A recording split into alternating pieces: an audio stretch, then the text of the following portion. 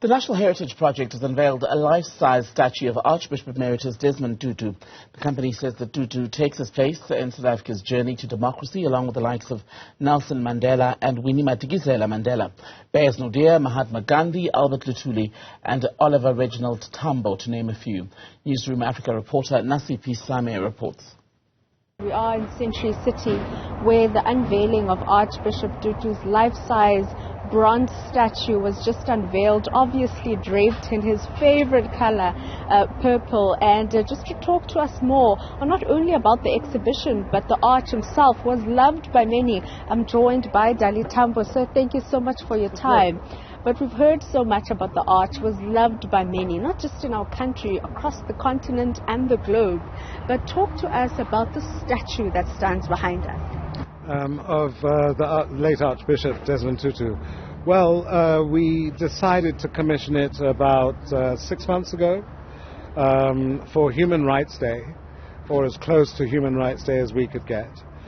He's obviously very deserving of a statue of commemoration, and our thought was he is one of the titans, immortals if you like, who have to be here amongst his comrades, amongst those who fought the liberation struggle with him, to join in this pantheon. It is an honor for anyone to be in this pantheon because it goes back to the 1600s. So at the back you've got Makoma and Dingaan and Shaka and all of them. And as you come forward, it goes through the eras. And he belongs to this era and was one of the greatest sons of our soil. And one of the most popular globally.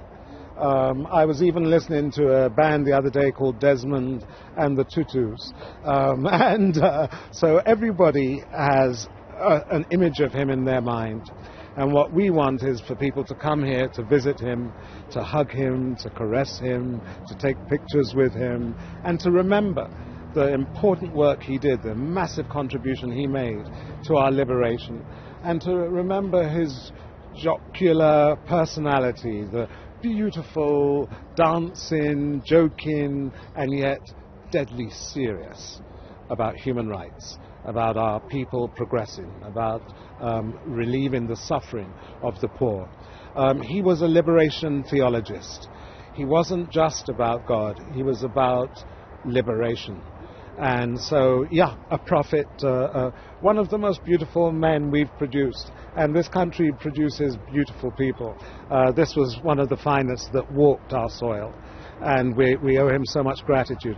So our hope is we'll kind of immortalize him in this and bring him back to life for young children who didn't get to hold his hand or, hug him.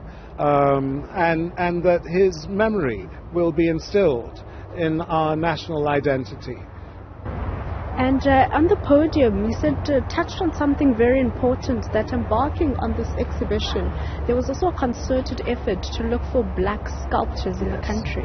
Well, apartheid did not train our people in sculpture. And the sculptures that they did of their racist, fascist leaders were obviously done by their own people. So what we found is a lot of brilliant white sculptors. Often, artists are liberal-minded, often anti-apartheid anyway, but they lived and breathed the commissions we gave them. And so it was quite a journey to find black sculptors, but we did. And they were doing sometimes little figurines for the airport or whatever, of village scenes and things like this. And we said to them, look, come on board. Let's do life-size sculptures with you.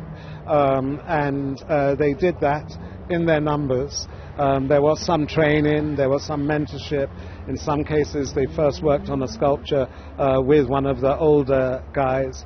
No, we have a core now of black sculptors who are world-class.